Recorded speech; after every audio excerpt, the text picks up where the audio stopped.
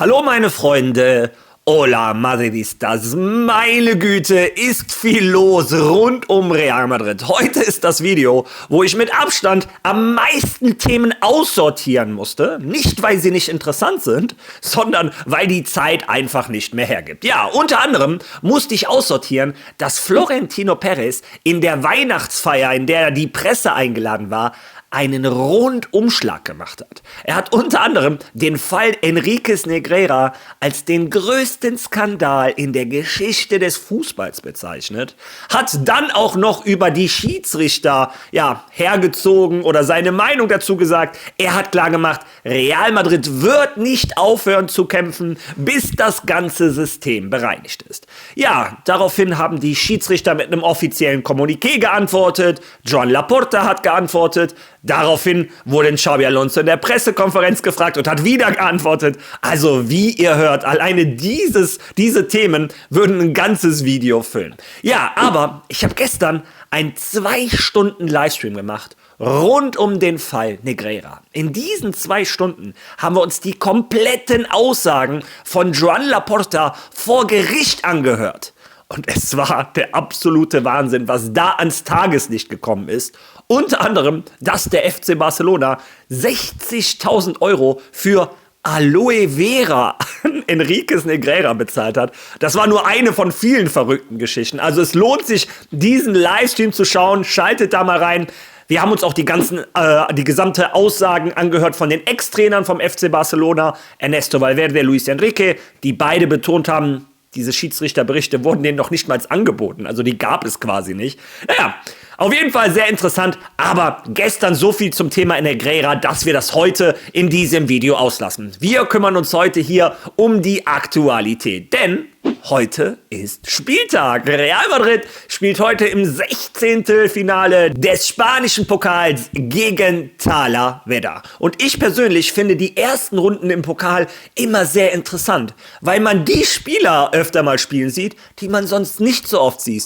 Die eher auf der Ersatzbank sind, die Jungs aus Real Madrid Castilla. Also die ersten Runden machen mir persönlich immer Spaß, wenn man nicht zu viel leiden muss. Aber dazu kommen wir später. Ansonsten kann ich euch versprechen, ein vollgepacktes Video. Wir unterhalten uns über Bellingham, Mbappé, die faule Entscheidung an Vini etc. Also ich sage einfach nur, viel Spaß dabei.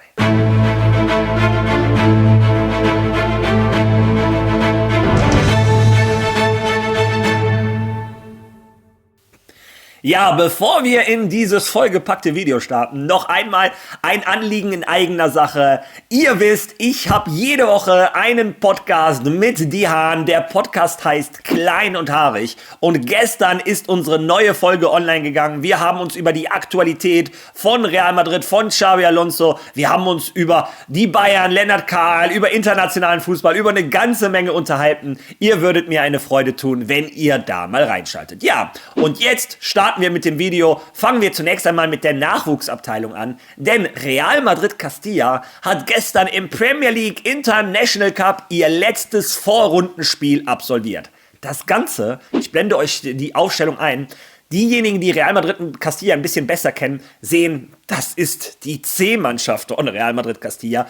Ganz einfach, ganz viele oder die besten Spieler sogar von Real Madrid Castilla, würde ich behaupten, sind bei der ersten Mannschaft, weil sie heute im Pokal vielleicht für die Großen spielen dürfen. Trotz alledem hat Álvaro Arbeloa mit dieser Mannschaft nicht nur in Manchester City 1:1 gespielt, was schon krass ist, sondern Real Madrid Castilla war die bessere Mannschaft. Die hätten eigentlich 2 oder 3:0 schon führen müssen, kassieren dann eine random rote Karte. Keiner weiß genau warum. Es war ein Freistoß für Manchester City, es war kein Tumult, gar nichts.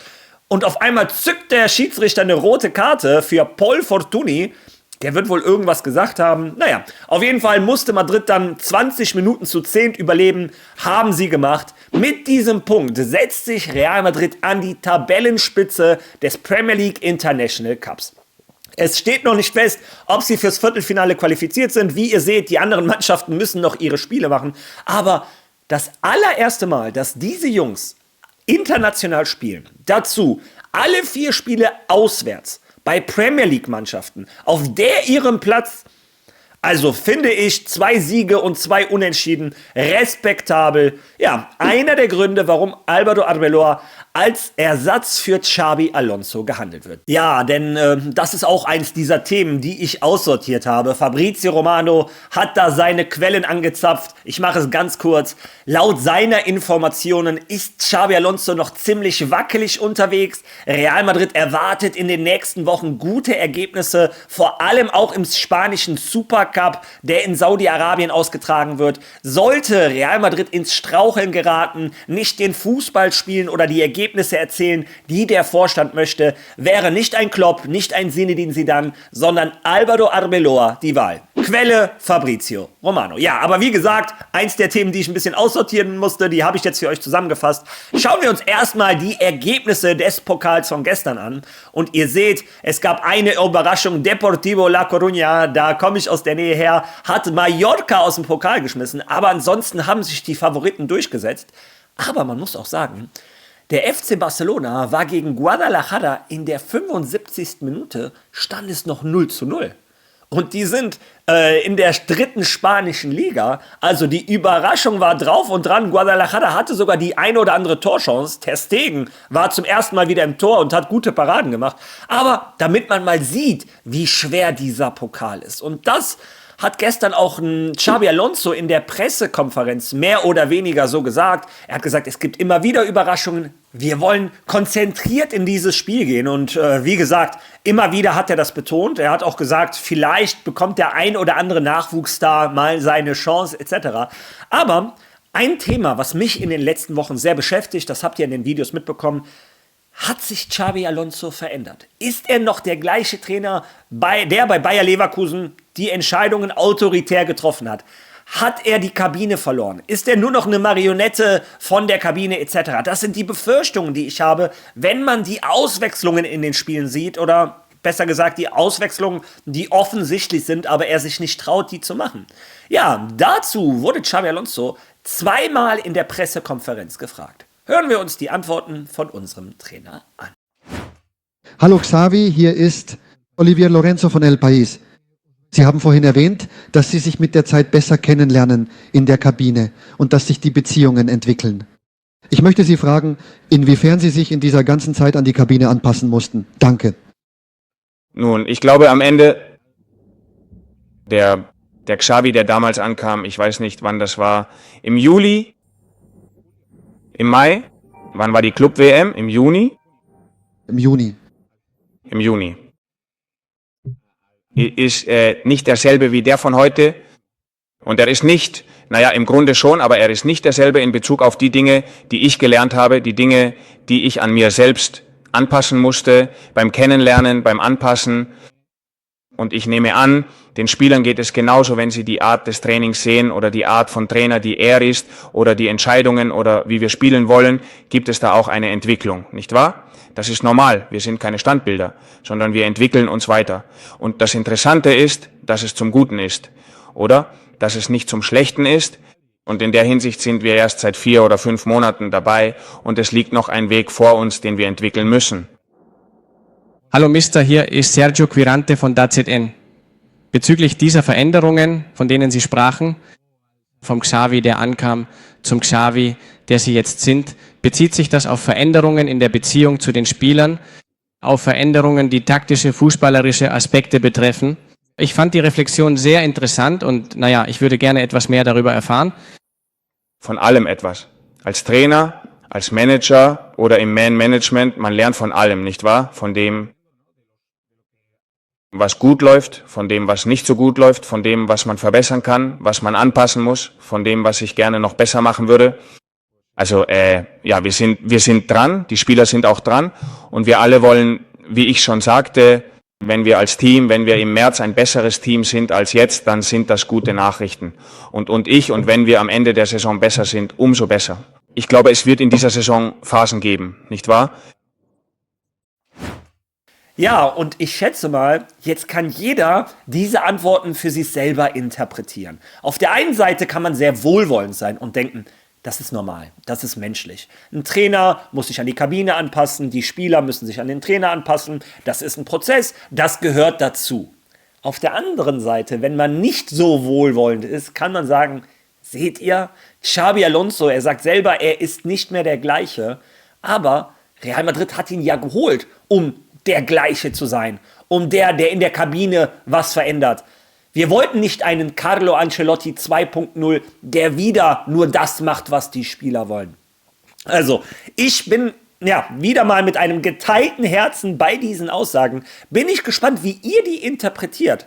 Lasst mir mal eure Meinung dazu in den Kommentaren. Ja, und ein anderes Thema, was wahrscheinlich auch für Kommentare sorgen wird, ist, dass gestern The Best 11 verkündet wurde. Und von Real Madrid hat es tatsächlich ein Spieler geschafft. Hat mich sehr gewundert. Aber ich blende euch die 11 mal ein. Wie ihr seht, Jude Bellingham, meiner Meinung nach keine gute Saison gespielt, ist trotzdem in der FIFA 11. Ja, und es gibt natürlich, jeder hat unterschiedliche Geschmäcker und denkt sich, wieso ist der nicht da, wieso ist der nicht da.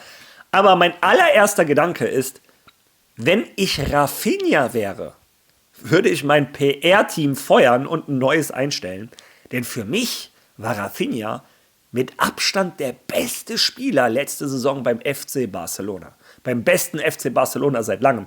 Und das war er nicht nur auf dem Platz, mit Zahlen, mit Daten, die meisten Assists, sondern vor allem auch die Leaderrolle, die er hat. Der ist immer so aggressiv, geht in die Zweikämpfe, hört nicht auf zu kämpfen und zu laufen und steckt die anderen auch noch an.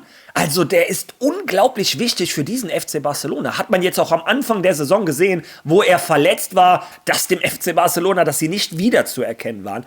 Ja, und dass er es nicht in diese 11 schafft, für mich müsste er vor sogar einem Lamine Yamal da drin stehen, sogar vor einem Pedri. Also wie gesagt, für mich war der beste Rafinha.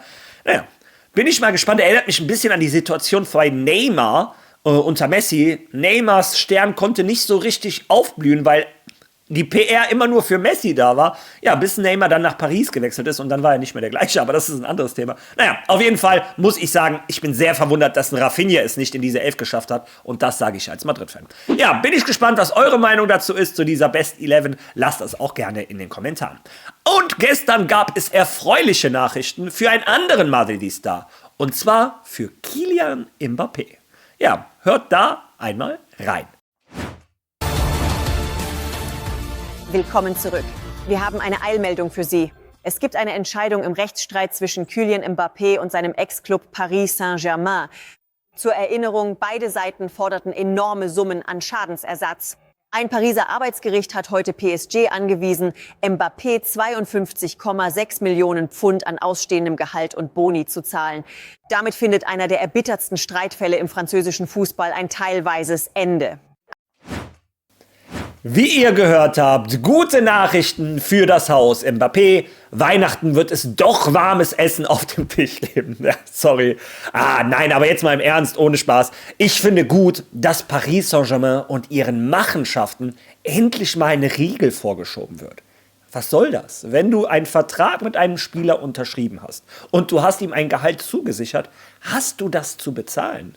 Nur weil du danach sauer bist, dass er zu einer anderen Mannschaft wechselt, kannst du ja nicht das Gehalt einbehalten. Naja, das Ganze hat auch das Pariser Arbeitsgericht so gesehen. Kylian Mbappé bekommt umgerechnet ungefähr 61 Millionen Euro. Ja, das nenne ich mal einen dicken Weihnachtsbonuscheck. Ja, kommen wir von einem Stürmer zu einem anderen, nämlich zu Vini Junior. Wir alle erinnern uns an den glasklaren Elfmeter, den Vini Junior gegen Alaves hätte bekommen müssen. Und ich weiß, ich hatte eigentlich gesagt, ich möchte heute nicht so viel über Schiedsrichter oder was auch immer reden, aber das spanische CTR hat sein Tiempo de Revisión gemacht, wo sie Schiedsrichterentscheidungen beurteilen und erklären.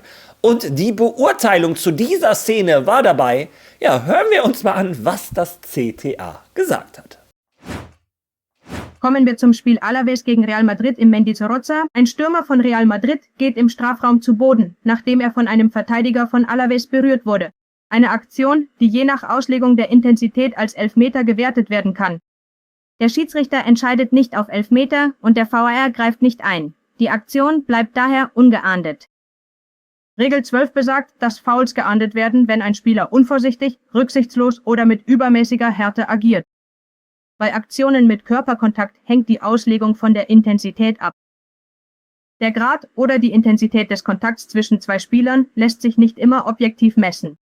Sie hängt von der Wahrnehmung des Schiedsrichters ab. Daher muss der Schiedsrichter auf dem Spielfeld beurteilen, ob der Kontakt des Verteidigers tatsächlich den Sturz des Stürmers verursacht, basierend auf dem, was er live sieht und bewertet. Das Schiedsrichterkomitee ist der Ansicht, dass diese Aktion in den Bereich der Auslegung fällt, da sie von der Bewertung der Intensität des Kontakts abhängt. Da es sich um eine Auslegungssache und nicht um einen klaren, offensichtlichen und eindeutigen Fehler handelt, darf der VAR nicht eingreifen. Wir betonen, wie wichtig die Anwendung dieses Kriteriums ist, um bei Auslegungssituationen eine einheitliche Linie zu gewährleisten. Ja, und ich bin ganz ehrlich, ich kann es nicht glauben. Wie viel Macht wollen die Schiedsrichter denn jetzt noch haben? Damit entscheiden doch in Zukunft die Schiedsrichter, wer Meister wird und wer nicht. Wenn sie ab jetzt die komplette Interpretationsfreiheit haben, ist der Tritt stark genug oder ist der Tritt nicht stark genug? Also du darfst neuerdings in Spanien im 16er umgetreten werden. Der Schiedsrichter muss entscheiden, ob der Tritt stark genug war oder nicht. Also unglaublich, das ist eine Freiheit, die sich das CTA nimmt. Meiner Meinung nach eine Antwort auf Florentino Perez und seinen Kampf um einen Wechsel im Schiedsrichterwesen. Also, wenn die Schiedsrichter jetzt noch die freie Entscheidung haben zu sagen, der Gegner darf dich im 16er umtreten, dann ist es, ja, dann hat sich der Fußball ab sofort geändert. Diese Information wollte ich euch auch noch geben. Ich bin fassungslos. Naja. Aber jetzt kommen wir zum Spiel von heute Abend. Und ich muss euch sagen, während ich dieses Video drehe, hat Real Madrid immer noch nicht die Kaderliste vorgestellt. Also wir wissen gar nicht, wer von Real Madrid Castilla mitkommt. Es wird so ein bisschen vermutet, wer von der ersten Mannschaft ausfällt. So viel kann ich aber verraten. Ich habe ja das Training immer wieder so ein bisschen parallel laufen lassen. Ein Antonio Rüdiger, ein Mbappé, ein Fede Valverde, ein Dani Ceballos, die haben alle das Abschlusstraining nicht mitgemacht. Ich glaube, das ist schon ein ziemlich klarer Wink, dass die nicht dabei sein werden. Und man sagt, aus der Jugend kommt der Joan Martinez, der Thiago Pitarch kommt hoch, der Sestero, Víctor Valdepeñas, aber auch der Jiménez, der rechte Verteidiger. Ja, und ich mache jetzt die Aufstellung, die ich machen würde, wenn ich Trainer von Real Madrid wäre. Und ich hoffe einfach mal, dass die Jungs, die ich einsetzen würde, auch heute nominiert sind.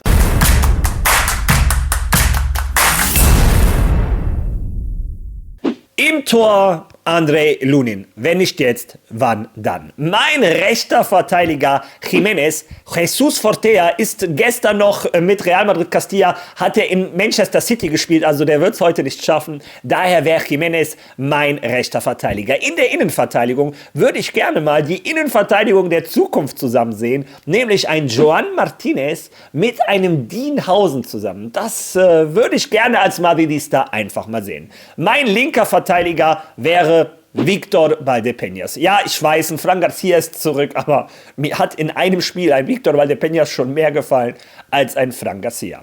Auf der 6 hätte ich gerne einen Thiago Pitarch, der spielt zurzeit überragenden Fußball für Real Madrid Castilla, und ein Tchouaméni braucht mal eine Pause. Aber an die Seiten von einem Thiago Pitarch würde ich dann schon die Qualität von Real Madrid reinbringen. Ich würde einen Jude Bellingham und einen Arda Güler heute spielen lassen. Ich glaube, das wäre wichtig für die Mannschaft. Ansonsten, vorne im Sturm hätte ich natürlich auch Qualität, aber da würde ich unglaublich gerne einen Gonzalo und einen Endrick sehen. Und auch an der Seite einen Franco Mastantuono, der auch wieder in den Rhythmus kommen muss, Minuten sammeln würde. Ein Gonzalo vielleicht ein bisschen mehr über links, ein Endrick in der Mitte. Naja, wie die drei sich da vorne verteilen, ist ja kaum so wichtig. Aber das wären meine drei vorne im Sturm für das heutige Spiel. Ja, ich bin gespannt, was du zu meiner Aufstellung zu sagen hast, was du zu diesem vollgepackten Video zu sagen hast. Lass deine Meinung bitte in den Kommentaren.